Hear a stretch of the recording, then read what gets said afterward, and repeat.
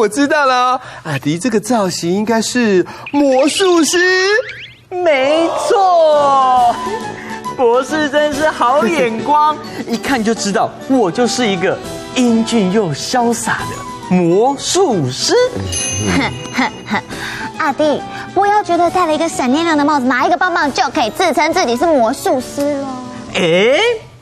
大师一出手，便知有没有。博士，麻烦开天火好吗？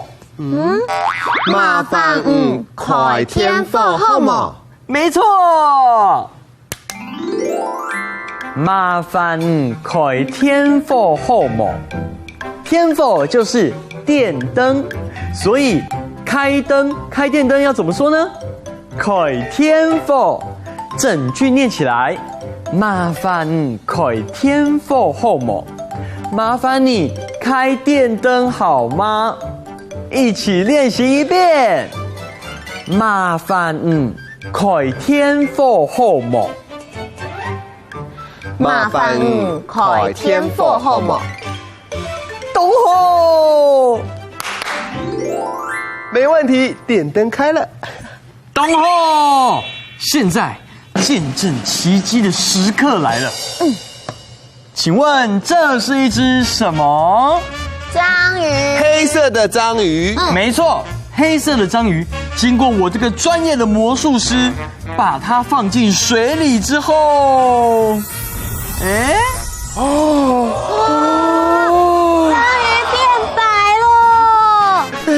原本的黑色不见了。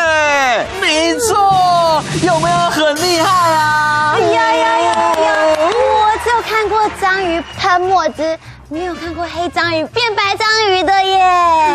这么厉害的魔术，掌声就要大声一点！好厉害的阿迪啊！很厉害的话，你可以告诉我为什么章鱼会喷墨汁？这个问题嘛，博士知道。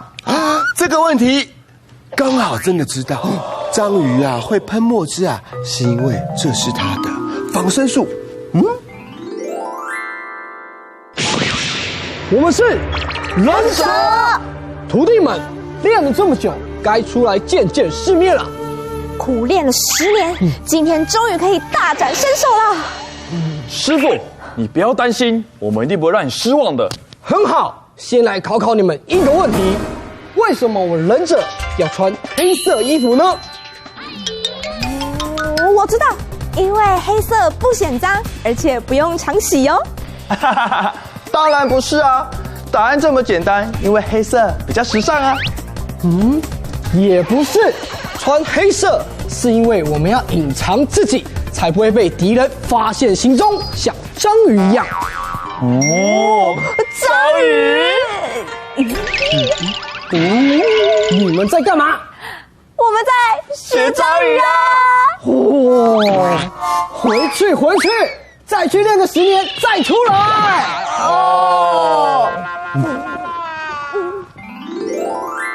章鱼的墨汁是保护自己的武器，当章鱼遇到危险的时候，它就会喷出墨汁，让敌人找不到它的位置，这时候啊，它就可以逃跑喽。原来如此。阿迪呀，不过你刚刚那个黑章鱼到底怎么变白章鱼的？秘密。会不会是跟这个天赋有关系啊？对了，我们要省电，所以麻烦管天赋后吗？麻烦你关电灯好吗？天赋管好嘞，懂后。至于这个魔术到底是怎么变的呢？下次再跟你们说，拜拜。这样的，小气。